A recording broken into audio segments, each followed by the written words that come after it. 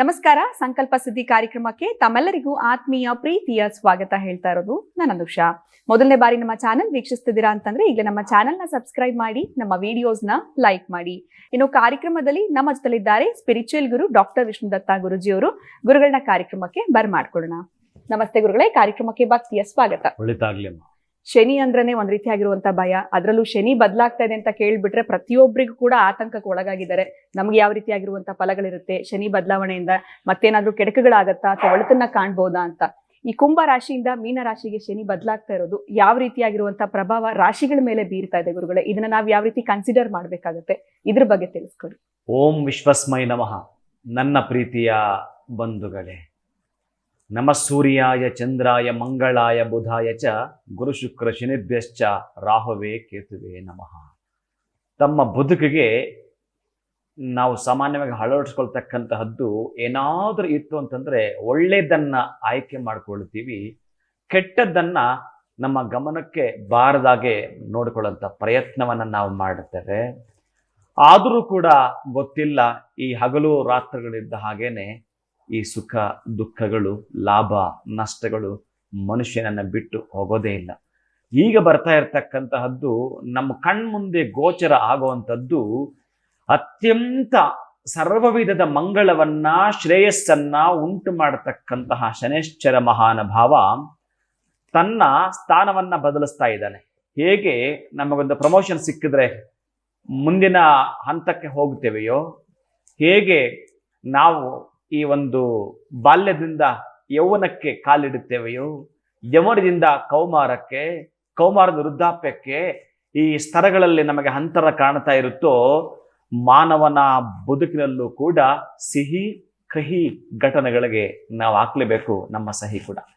ಅಂತಹದ್ದಕ್ಕಾಗಿ ಈ ಶನೈಶ್ಚರ ಏನು ತನ್ನದೇ ಆಗಿರತಕ್ಕಂತಹ ಸ್ವಕ್ಷೇತ್ರ ಏನಿತ್ತು ಕುಂಭ ರಾಶಿಯನ್ನ ಬಿಟ್ಟು ಇದೇ ಮಾರ್ಚ್ 29ಕ್ಕೆ ಮೀನರಾಶಿಯನ್ನ ಪ್ರವೇಶ ಮಾಡುತ್ತಾನೆ.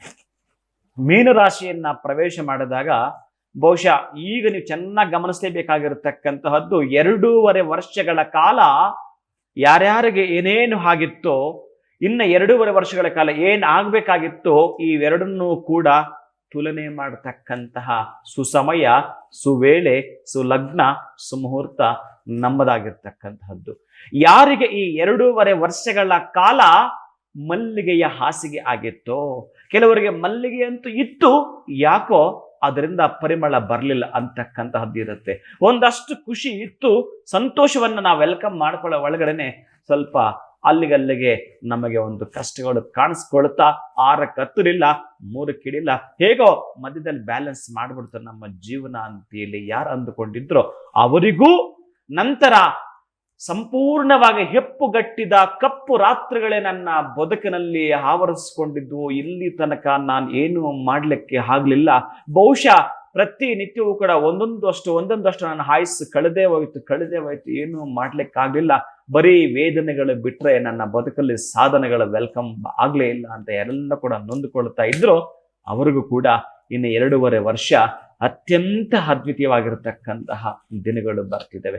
ಇರೋದೇ ಹಾಗೆ, ಹಗಲು 12 ತಾಸಾದರೆ ರಾತ್ರಿ 12 ತಾಸು ಇದ್ದ ಹಾಗೇನೆ ಕಷ್ಟ ಸುಖ ಇವೆರಡರೂ ಕೂಡ ಅಪ್ಕೋಬೇಕು, ನಾವು ಒಪ್ಕೋಬೇಕು. ಅಂತಹದ್ರಲ್ಲಿ ಈ ಒಂದು ಶನೈಶ್ಚರ ಮಹಾನುಭಾವ ಮೀನರಾಶಿಗೆ ಇದೇ ಮಾರ್ಚ್ 29ಕ್ಕೆ ಬರ್ತಿರಬೇಕಾದ್ರೆ ಯಾರೆಲ್ಲ ಕೂಡ ಏನೇನು ಆಗುತ್ತಾ ಇದೆ ಅಂತ ನಾವು ಗಮನಿಸೋದೇ ಆದ್ರೆ, ಮೊದಲಿಗೆ ಮೇಷರಾಶಿಯನ್ನ ನಾವು ತೆಗೆದುಕೊಳ್ಳೋಣ. ಈ ಮೇಷರಾಶಿಗೆ ಈ ಒಂದು ಶನೈಶ್ಚರ ಪ್ರಮುಖವಾಗಿರ್ತಕ್ಕಂತಹ ದಶಮಾಧಿಪ, ಅಂದ್ರೆ 10ನೇ ಮನೆಯವ 11ನೇ ಮನೆಯವನಾಗಿರುತ್ತಾನೆ.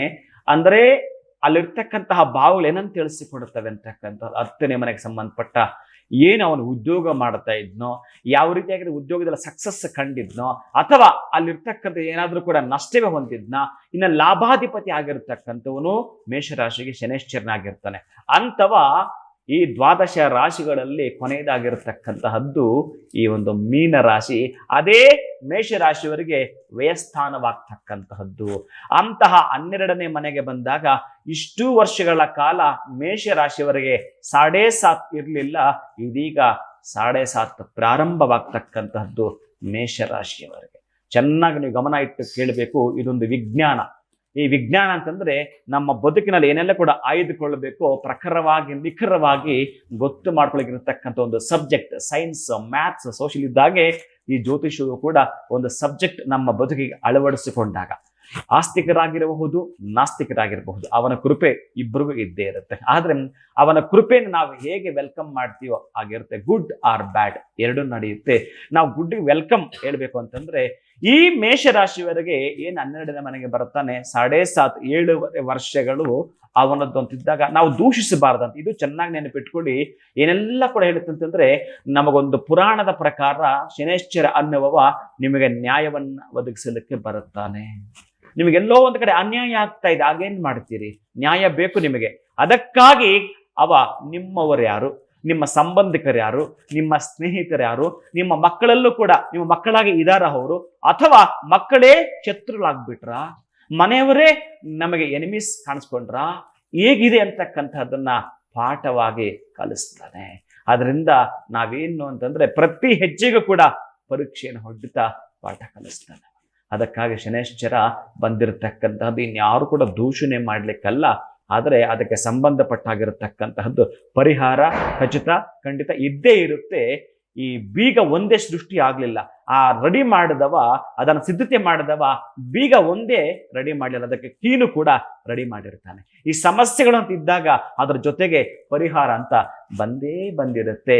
ಈ ಸಾಧಿದ್ದಾಗ ನಾವು ಯಾವುದಕ್ಕಾಗಿ ಯಾವುದನ್ನ ಪರಿಹಾರ ಎಲ್ಲಿ ಮಾಡಿಕೊಳ್ಬೇಕು ಅಂತಕ್ಕಂತಹದ್ದು ಕಟ್ಟಪ್ಪಣ. ನಮಗೆ ಹೆಲ್ತ್ ಕೆಟ್ಟರೆ ಹೇಗೆ ಡಾಕ್ಟರ್ ಬಳಿ ಹೋಗ್ತೀವೋ, ಹೆಲ್ತ್ ಕೆಟ್ಟಲಿಕ್ಕೆ ಕಾರಣ ಏನು ಅದನ್ನು ಕೂಡ ತಿಳ್ಕೊಳ್ತಾ ನಮಗೆ ಬಂದಿರತಕ್ಕಂಥದ್ದು ವಾಟರ್ ಇನ್ಫೆಕ್ಷನ್ ಇಲ್ಲ ಫುಡ್ ಅಲರ್ಜಿನ ಏನಾಗಿದೆ ಅಂತ ತಿಳ್ಕೊಂಡು ನಾವು ಮುಂದುವರಿತೀವೋ ಭಾಗಶಃ ನಾವು ಅದರಿಂದ ಹೊರಗೆ ಬರ್ತೀವಿ. ಇಲ್ಲೂ ಕೂಡ ಹಾಗೇನೆ ಖಚಿತವಾಗಿ ಕೂಡ ನಾವು ಆ ಸಮಸ್ಯೆಯಿಂದ ಹೊರಗೆ ಬರಲಿಕ್ಕೆ ಸಾಧ್ಯ ಇದೆ ಆ ರೆಮಿಡಿನ ನಮಗೆ ಅಪ್ಲೈ ಮಾಡಿಕೊಂಡಾಗ.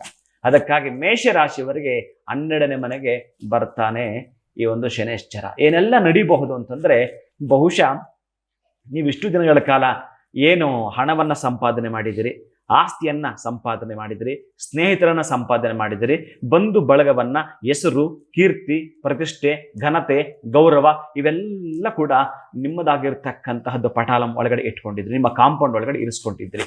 ಬಹುಶಃ ಇಲ್ಲಿ ಅಲ್ಲೆಲ್ಲೋ ಒಂದು ಸ್ವಲ್ಪ ಕ್ರ್ಯಾಕ್ ಬರುವ ಸಾಧ್ಯತೆ ಇರುತ್ತೆ. ಆ ಕ್ರ್ಯಾಕ್ ಯಾತಕ್ಕೋಸ್ಕರ ಬರುತ್ತೆ ಅಂತಂದ್ರೆ, ಯಾರು ನಿನ್ನವರು ಅಂತ ತಿಳಿಸ್ಕೊಡ್ಲಿಕ್ಕೆ. ಈಗ ನಾಟಕ ಮಾಡಿರ್ತಾರಲ್ಲ, ನಾನು ಯಾವಾಗ್ಲೂ ನಿನ್ನ ಜೊತೆ ಇರ್ತೇನೆ ಅಂತ ಹೇಳಿರ್ತಾನಲ್ಲ, ಮಾತು ಕೊಟ್ಟಿರ್ತಾನಲ್ಲ, ಅಂತಹ ಮಾತು ಕೊಟ್ಟಿದ್ರು ಕೂಡ ಒಂದೊಂದ್ಸಲ ಅವನು ಬರೋದಿಲ್ಲ, ಸಹಿ ಹಾಕಿರ್ತಾನೆ, ಆದುಕೊಂಡು ಅಂದಲ್ಲ ಅಂತ ಹೇಳ್ತಾನೆ. ಆ ಮಟ್ಟಕ್ಕೆ ಜನ ಇರುತ್ತಾರೆ. ಇವತ್ತಿನ ಪ್ರಪಂಚವೇ ಅದು ಹಾಗಿರುತ್ತೆ. ಅಂದ್ರೆ ಈ ಒಂದು ಸುಳ್ಳಿನ ಸಂತೆಯಲ್ಲಿ ಸತ್ಯದ ದೀಪವನ್ನ ಬೆಳಗಿಸ್ಲಿಕ್ಕೆ ಅವ ನಿಮ್ಮ ಮುಂದೆ ಬರ್ತಾನೆ. ನಿಮ್ಮ ಮುಂದೆ ಏನೇನು ಆಮಿಷಗಳು ಹೊಡ್ಡಿದ್ರಲ್ಲ ಎಂತೆಂಥದ್ದು ಅಂತ, ಅಂದ್ರೆ ಚಿನ್ನದ ಪಾತ್ರೆಯಲ್ಲಿ ವಿಷ ಇಟ್ಟಿರುತ್ತಾರೆ. ಬಹುಶಃ ನಮಗೆ ಬೇಕಾಗಿರತಕ್ಕಂತಹದ್ದು ಮಣ್ಣಿನ ಮಡಕೆಯಲ್ಲಿನ ಮಕರಂದ ಅಂತ ಗೊತ್ತೇ ಇರೋದಿಲ್ಲ. ಅದಕ್ಕಷ್ಟೇ ನಾವು ಗಮನ ಕೊಟ್ಟಿರ್ತೀವಿ. ನಿಮ್ಮ ಗಮ್ಯ ಎಲ್ಲಿ ಸೆಳೆತವಾಗಬೇಕು ಅಂತಂದ್ರೆ ಬಹುಶಃ ಪೂರ್ಣವಾಗಿರ್ತಕ್ಕಂಥ ಆರೋಗ್ಯವನ್ನ, ಪೂರ್ಣವಾಗಿರ್ತಕ್ಕಂಥ ಆಯುಷ್ಯವನ್ನ, ಪೂರ್ಣವಾಗಿರ್ತಕ್ಕಂಥ ಐಶ್ವರ್ಯವನ್ನ ಪಡೆದುಕೊಳ್ಳಲಿಕ್ಕೆ ಬರುತ್ತಾನೆ. ಈ ಅಕಾಲ ಮೃತ್ಯುಗಳು, ಅಪಮೃತ್ಯುಗಳು, ನೋವುಗಳು, ಕಂಟಗಳು, ಆಘಾತಗಳು, ಅಪಘಾತಗಳು ಇವೆಲ್ಲ ನೀವು ಗಮನಿಸಿದ್ದೇವೆ. ಇದ್ಯಾವುದು ನಮ್ಮ ಕುಟುಂಬಕ್ಕೆ ಬರಬಾರದು ಅನ್ನೋದೇ ಆದರೆ ನಿಮಗೆ ಕಂಡೀಷನ್ ಅಪ್ಲೈ ಇರುತ್ತೆ. ಇಲ್ಲಿ ಏನು ನಾವು ಮಾಡ್ಕೊಳ್ಬೇಕು ಅಂತಕ್ಕಂಥದ್ದು ಕೂಡ ಇರುತ್ತೆ. ಬೇರೆ ಇನ್ನೇನೋ ಹೇಳಿ ಭಯ ಪಡಿಸ್ತಕ್ಕಂಥದ್ದು ಅಲ್ವೇ ಅಲ್ಲ. ನೀವು ಅದನ್ನು ತೆಗೆದುಕೊಳ್ಳಲೇಬಾರದು. ಯಾರು ಏನೇ ಹೇಳಿದ್ರು ಕೂಡ ನೀವು ತೆಗೆದುಕೋಬೇಡಿ. ಅವನ ಪ್ರಾರ್ಥನೆ ಒಂದೇ ಪರಿಹಾರ ಸಾಧ್ಯ. ಪ್ರಾರ್ಥನೆಯಿಂದ ಪರಿಹಾರ ಬಹಳಷ್ಟು ಸಾಧ್ಯವಿರುತ್ತೆ. ನೀವು ಯಾರಿಗೂ ಒಬ್ಬರು ನಿಮಗೆ ಬೇಕಾಗಿರ್ತಕ್ಕ ಯಾವುದೋ ಒಂದು ಕಷ್ಟದ ಸಿಲುಕಾಕೊಂಡಿದ್ದೀರಿ ಅಂತಂದ್ರೆ, ನಿಮಗೊಬ್ಬ ಮಿನಿಸ್ಟರ್ ಪರಿಚಯ ಇರ್ತಾನೆ ಅಂತಂದ್ರೆ ಅವ್ರಿಗೆ ಒಂದು ಕಾಲ್ ಮಾಡಿದ್ರೆ ಹೇಗೆ ಅದನ್ನ ಇನ್ಯಾರು ಪರಿಹಾರ ಮಾಡ್ಲಿಕ್ಕೆ ಸಾಧ್ಯವಿಲ್ಲ, ಅವರು ಪರಿಹಾರ ಮಾಡ್ತಾರಂತೆ. ಹಾಗೆ ಆ ಭಗವಂತನ ಒಂದು ಪ್ರಾರ್ಥನೆ, ಅವನಿಗೆ ಕನೆಕ್ಟಿವಿಟಿ ನೀವು ಚೆನ್ನಾಗಿ ಇಟ್ಕೊಂಡಿದ್ರೆ ಇದು ಪರಿಹಾರವಾಗುತ್ತಂತೆ. ಅಂತಹದ್ದು ಏನು ನೋವುಗಳಿದ್ರು, ಏನೇ ದುಃಖವಿದ್ರು, ಎಂತಹದ್ದೇ ನಿಮಗೆ ತೊಂದರೆ ಬಂದರೂ ಕೂಡ ನಿಮಗೆ ಸಂಬಂಧಪಟ್ಟಾಗಿರತಕ್ಕಂಥದ್ದು ಮಾರ್ಚ್ 29ನೇ ತಾರೀಕು ಮೇಷರಾಶಿಯವರು. ಅದರಲ್ಲೂ ಕೂಡ ಅವತ್ತು ಎಂತ ಅದ್ಭುತ ಅಂತಂದ್ರೆ, ಈ ಅಮಾವಾಸ್ಯೆನಲ್ಲಿ ಬಹುಶಃ ನಾವು ಎಲ್ಲ ಮಾತಾಡ್ಕೊಳ್ತೀವಿ, ಅದು ಪಿತೃಗಳಿಗೆ ಸಂಬಂಧಪಟ್ಟಿದ್ದು. ಅಮಾವಾಸ್ಯೆಯಲ್ಲಿ ಕೂಡ ನಾವು ಏನೇ ಯಾಗಗಳು ಮಾಡ್ತೀವೋ, ಶನೇಶ್ವರನಿಗೆ ಇಷ್ಟವಾದ ತಿಥಿ ಅಂತಂದ್ರೆ ಅದು ಅಮಾವಾಸ್ಯೆ ಆಗಿರುತ್ತೆ. ಅಂತಹ ಶನಿ ಅಮಾವಾಸ್ಯೆ ದಿವಸವೇ ಅವನ ಸ್ಥಾನ ಪಲ್ಲಟವಾಗ್ತಾ ಇರತಕ್ಕಂತಹದ್ದು, ಮತ್ತೊಂದು ಗೋಚರವಾಗ್ತಕ್ಕಂಥದ್ದು, ಅಗೋಚರವಾಗಿರ್ತಕ್ಕಂತಹದ್ದನ್ನ ವಿಶೇಷತೆಯನ್ನ ಶನೇಶ್ವರ ಕೊಡತಕ್ಕಂಥದ್ದಾಗಿರುತ್ತೆ. ಅದರ ಇಂಡಿಕೇಶನ್ ನಮ್ಗೆ ಇಲ್ಲೇ ಗೊತ್ತಾಗ್ತಾ ಇದೆ. ಅಮಾವಾಸ್ಯೆಯಲ್ಲಿ ಶನೇಶ್ವರ ಸ್ಥಾನ ಪಲ್ಲಟ ಮಾಡ್ಕೊಳ್ತಾ ಇರತಕ್ಕಂಥದ್ದು. ಅಂತಹ ದಿನದಲ್ಲಿ ನಿಮಗೆ ಗೊತ್ತಿರತಕ್ಕಂತಹ ಕಡೆ ಎಲ್ಲಿಯಾದರೂ ಒಂದು ಕಡೆ ಅವತ್ತು ಬಿಂಬ ಕುಂಭ ಮಂಡಲಕ್ಕೆ ಸಂಬಂಧಪಟ್ಟಾಗಿರ್ತಕ್ಕಂಥ ಒಂದು ಯಜ್ಞವನ್ನ ಮಾಡ್ಕೊಳ್ಳೋ ಮುಖಾಂತರ ಬಹುಶಃ ಎಲ್ಲದಕ್ಕೂ ಅತಿ ಅಂತ ಹೇಳ್ತಾನೆ, ಈ ಯಜ್ಞಕ್ಕೆ ಅತಿ ಅಂತ ಹೇಳಲೇ ಇಲ್ಲ. ಅದಕ್ಕಾಗಿ ಈ ಯಜ್ಞವನ್ನ ಮಾಡ್ಕೊಳ್ಳೋ ಮುಖಾಂತರ ಅವನನ್ನು ತೃಪ್ತಿ ಪಡಿಸಿದ್ರೆ ನಿಮ್ಮನ್ನವ ಸಂತೃಪ್ತಿ ಪಡಿಸ್ತಾನೆ. ಮೇಷ ರಾಶಿಯವರು ಬಹಳ ಪ್ರಮುಖವಾಗಿರ್ತಕ್ಕಂತಹ ಘಟ್ಟ ಅಂತಂದ್ರೆ 7.5 ಬಂದಿರೋದ್ರಿಂದ ಓಂ ಶಂ ಶನೈಶ್ಚರಾಯ ನಮಃ ಈ ಮಂತ್ರವನ್ನ ಅವನಿಗೆ 19 ಸಂಖ್ಯೆ ಬಹಳ ಇಷ್ಟ ಆಗುವಂಥದ್ದು ಪ್ರೀತಿಯ ಬಂಧುಗಳೇ. ಅವನ ದಶಾಕಾಲವೇ 19 ವರ್ಷ ಆಗಿರುತ್ತೆ. ಅಂತಹ 19 ವರ್ಷಗಳ ದಶಾಭುಕ್ತಿಯನ್ನ ಅನುಭವಿಸುವಾತ ಶ್ರೀ ಶನೇಶ್ವರನಿಗೆ 19 × 19 ಮಾಡಿದಾಗ 361 ಬರ್ತಕ್ಕಂತಹ ಸಂಖ್ಯೆ ಏನಿದೆಯೋ ಅಷ್ಟು ಬಾರಿ ನೀವೇನಾದ್ರೂ ಕೂಡ ಈ ಶಂ ಶನೇಶ್ವರ ಅಂತಕ್ಕಂತಹ ಬೀಜಾಕ್ಷರದ ಮಂತ್ರವನ್ನ ಹೇಳಿದ್ದೇನೆ ಅಂತಂದ್ರೆ ಅವ ಸಂತೃಪ್ತನಾಗ್ತಾನಂತೆ, ನಿಮ್ಮ ಕರೆಗೆ ಹೋಗುಡ್ತಾನಂತೆ, ಏನು ತಾವು ಕೇಳ್ತಾ ಇದ್ರೆ ಅದಕ್ಕೆ ಸಂಬಂಧಪಟ್ಟಾಗ ಸ್ಪಂದಿಸ್ತಾನಂತೆ. ಅಂತರಿಂದ ಹೊರಗೆ ಬರಲಿಕ್ಕೆ ಸಾಧ್ಯವಿದೆ.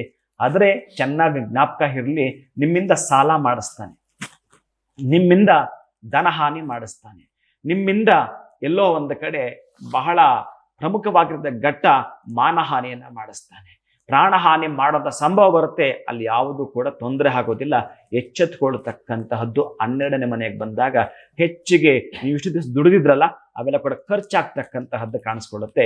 ಅದ್ಯಾವುದಕ್ಕೂ ಅವಕಾಶ ಕೊಡಬಾರ್ದು ಅಂತಂದ್ರೆ ನಾವು ಅವನನ್ನ ನೀಲಾಂಜನ ಸಮಾಭಾಸಂ ರವಿಪುತ್ರಂ ಯಮಾಗ್ರಜಂ ಛಾಯಾ ಮಾರ್ಥಾಂಡ ಸಂಭೂತಂ ತಂ ನಮಾಮಿ ಶನೇಶ್ಚರಂ ಛಾಯಾತ್ಮಜಾಯ ವಿದ್ಮಹೆ ನೀಲವರ್ಣಾಯ ಧೀಮಹೆ ತನ್ನ ಸೌರ್ಯ ಪ್ರಚೋದಯಾತ್. ಅಂತಹ ಸೂರ್ಯನಾರಾಯಣನ ಮಗನಾಗಿರ್ತಕ್ಕಂಥ ಶನೇಶ್ವರನೇ, ನಿನಗೆ ನಮೋ ನಮಃ ಅಂತೇಳಿ ಅವನಿಗೆ ನಮನವನ್ನ ಸಲ್ಲಿಸುವ ಮುಖಾಂತರ ನಮ್ಮದಾಗಿರ್ತಕ್ಕಂಥ ಸಂಕಲ್ಪಂ ಪ್ರಮುಖವಾಗಿರ್ತದೆ, ಘಟ್ಟವಾಗಿರಬೇಕು. ಭಗವಂತನ ನಿಯಮಾಗಮಗಳಾದ ರೂಪ ಸ್ವರೂಪ ಪ್ರವೃತ್ತಿಗಳೇ ವಿಶೇಷವು. ಆತ ಸರ್ವಾತ್ಮ ಚೈತನ್ಯ ರೂಪಿ, ದೇಹೇಂದ್ರಿಯ ಅಂತಃಕರಣಗಳೆಲ್ಲ ಆತನ ಅಧೀನ, ಆತನಿಂದಲೇ ಕಲ್ಯಾಣ, ಸಂಪದಾನುಗ್ರಹ, ಸಮಸ್ತ ವ್ಯವಹಾರ, ಪರಮೋಪಚಾರ, ಸಂಪೂರ್ಣ ಭೋಗಗಳಿಗೆ ಆತನೇ ಕಾರಣೀಭೂತ. ಅತಿ ಸಮಗ್ರ, ಅತಿ ಪ್ರಿಯವಾದ ಸಮಸ್ತವೆಲ್ಲ ಅತ್ಯಂತ ಭಕ್ತಿಯಿಂದ ಆತನಿಗೆ ಸಮರ್ಪಿತ.